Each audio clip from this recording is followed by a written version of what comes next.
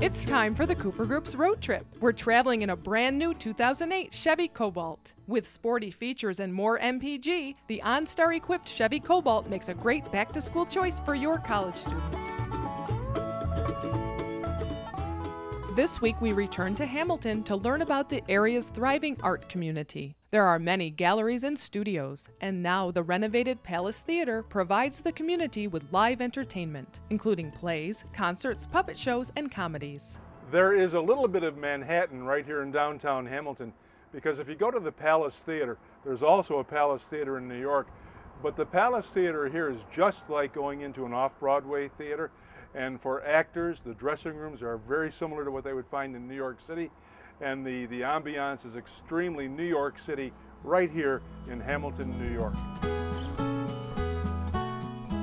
The Palace Theater has been here really since about the early 1900s, and it started out as a film house. So there, originally it had an old silent film, and then the world changed and it just was closed down for a while. But it reopened recently as a performing arts center in Hamilton, New York. So really we just finished our first year.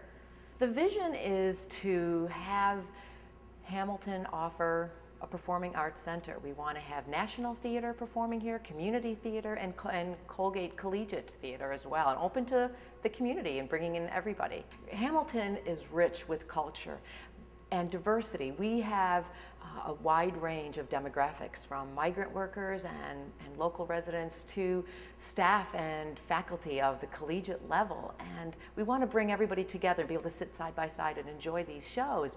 So we are bringing in programs like the Unpossessed serious drama group from Massachusetts, combined with comedy of Chicago City Limits, right down to John Amos, who is a national television and movie star, coming to Hamilton in April to do Hawley's Comet, which he wrote and stars in. So this is open to everybody.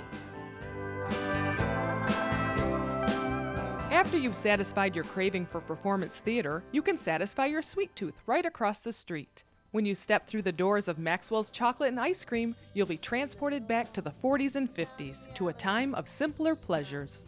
But she's got a big heart. She has a little fun playing the piano too. She writes these songs that break your heart. If you're looking for an old-fashioned ice cream and candy experience, come to Maxwell's here in Hamilton. And did you know that stressed spelled backwards is desserts? Never forget to hear what you do to me. Just down Lebanon Street is a new organization dedicated to arts education, exhibition, and appreciation. Mad Art is a resource center and gathering place for the arts, exhibiting locally crafted fine arts and craft work and offering instruction for children, teens, and adults.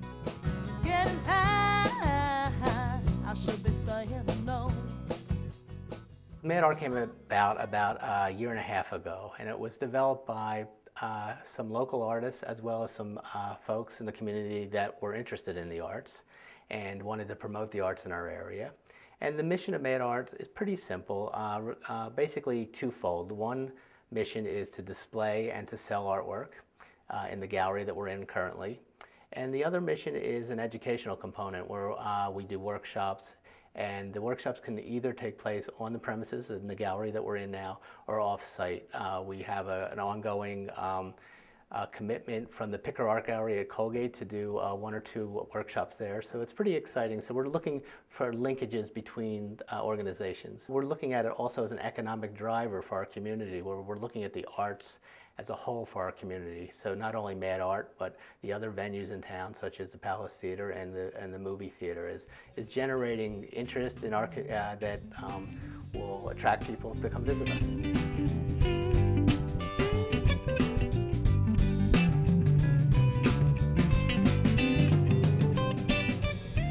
The display windows of the Apothecary Shop next door invite us inside.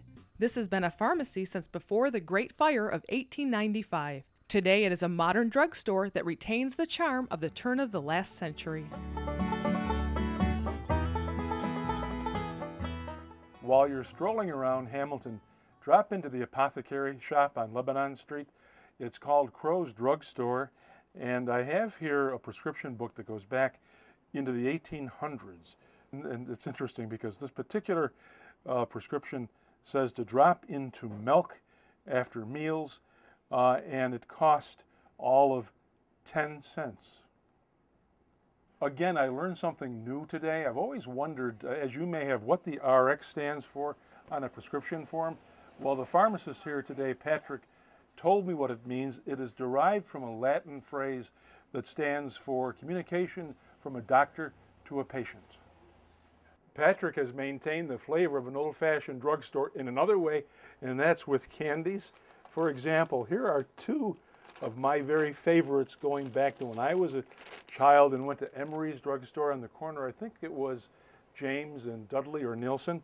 Here they are, circus peanuts and spearmint leaves. Just trying to find my way back home. Just trying to find my Beautiful Colgate University deserves a road trip of its own someday. Founded in 1817 by 13 men, 6 clergy, and 7 laymen, the university has grown to a highly selective, independent liberal arts college. Atop the rolling hills of the campus is a spiritual sanctuary and retreat house. Chapel House offers a setting for study, reflection, and meditation. Here, the seeker will discover personal insights through books, art, music, and nature. In this world of constant noise, it's a pleasure to find someplace that is quiet all the time. Chapel House is open 24 hours a day, 7 days a week, and you can come here and in the silence of this room, just think and meditate and get away from the busyness of the world.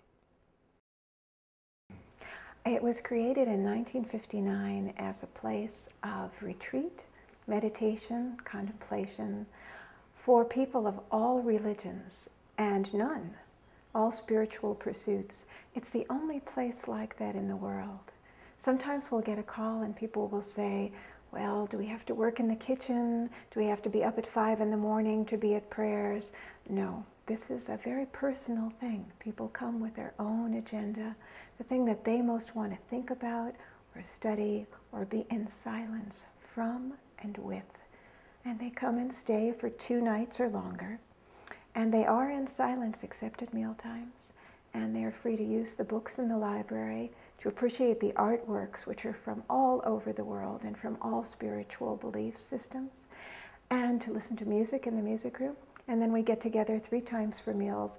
And that's when we let the talk flow. All the pent-up words come out at meal times. And we have wonderful talks, very special guests. And it's a very special place. She said that if her wish came true, and love would be her friend. Rainbows spread. Last week, we only spent a few seconds here at the Barge Canal Coffee Company. We've come back this week to learn more about it. Behind me, for example, is a brick wall, and if you come here, which I suggest you do, look at the what looks to be openings, were openings at one time. Those were windows through which things were loaded onto barges on the canal that went behind this wall, which was the Shenango Canal. When you come here, you can feast on soups and chili and stew. Then you can treat yourself to a dessert.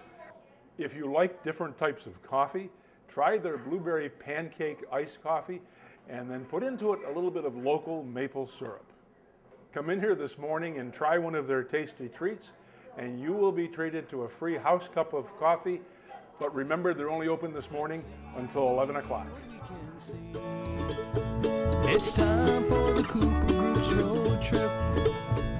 It's time for the Cooper